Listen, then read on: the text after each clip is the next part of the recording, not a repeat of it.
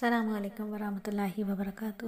اللہ تعالیٰ کا بہت بڑا شکر، بہت بہت بہت زیادہ کرم، اس کا رحمت ہم پہ برسی کہ اللہ رب العزت نے ہمیں انسان بنا دیا۔ اللہ ہمیں جانور بنا دیتے، کتا بلا بکری بنا دیتے تو ہم کیا کر سکتے تھے؟ کچھ بھی نہیں کر سکتے تھے۔ یہ انسان بننا ہماری چاہ نہیں ہے، اللہ کی محبت ہے۔ پھر اس سے بھی بڑھ کر اللہ رب العزت کا جو احسان ہوا وہ یہ ہوا کہ اللہ نے ہمیں امت محمدیہ کا حصہ بنا دیا، چنے ہوئے نبی کی چنی ہوئی امت میں سے ہمیں ایک بنا دیا۔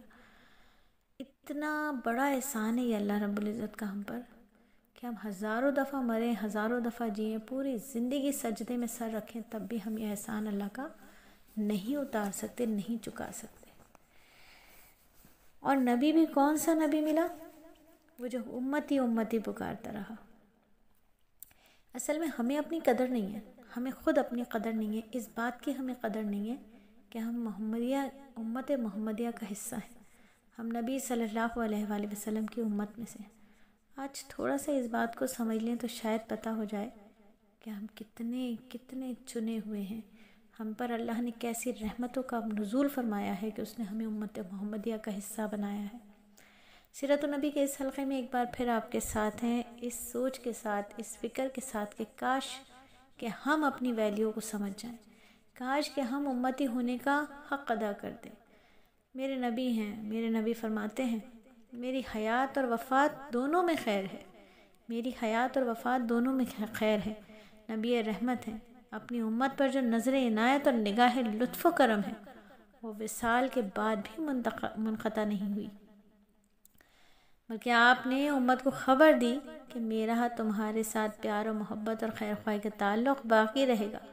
حضرت عبداللہ رضی اللہ تعالیٰ عنہ نقل کرتے ہیں کہ رسول اللہ صلی اللہ علیہ وآلہ وسلم نے فرمایا، اللہ جل شانہ کے فرشتے اطراف عالم میں گھومتے ہیں اور مجھ تک میری امت کی طرف سے سلام پہنچاتے ہیں۔ راوی کہتے ہیں کہ نبی صلی اللہ علیہ وآلہ وسلم نے فرمایا، میری زندگی تمہارے لیے خیر ہے اور میری وفات بھی تمہارے لیے خیر کی چیز ہے۔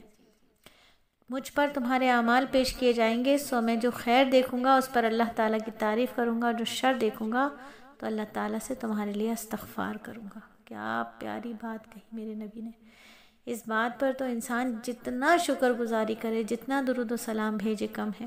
اور ایک اور روایت میں ہے کہ آپ صلی اللہ علیہ وآلہ وسلم نے فرمایا، جب میری وفات ہو جائے گی تو میں اپنی قبر میں بھی مسلسل امتی امتی کی منادی کرتا رہوں گا، یہاں تک کہ سور پھونک دیا جائے گا اور قیامت قائم ہو جائے گی۔ اللہ اکبر کبیرہ۔ اعلان نبوت کے بعد 23 سالہ زندگی پر جب ہم نظر ڈالتے ہیں تو رحمت دو عالم نے اپنے 23 سالہ زندگی کے شب و روز اپنی امت کے نام کر دیے۔ دونوں میں کفار کے مظالم برداشت کرتے رہے۔ مکہ کی زندگی میں بھی، مدینہ کی زندگی میں کچھ سکون آیا، امن آیا، دعوت حق کا پرچار کرتے رہے، وہاں غزوات ہو رہے، لیکن وصال مبارک کے بعد بھی یہ سلسلہ منقطع نہیں ہوا۔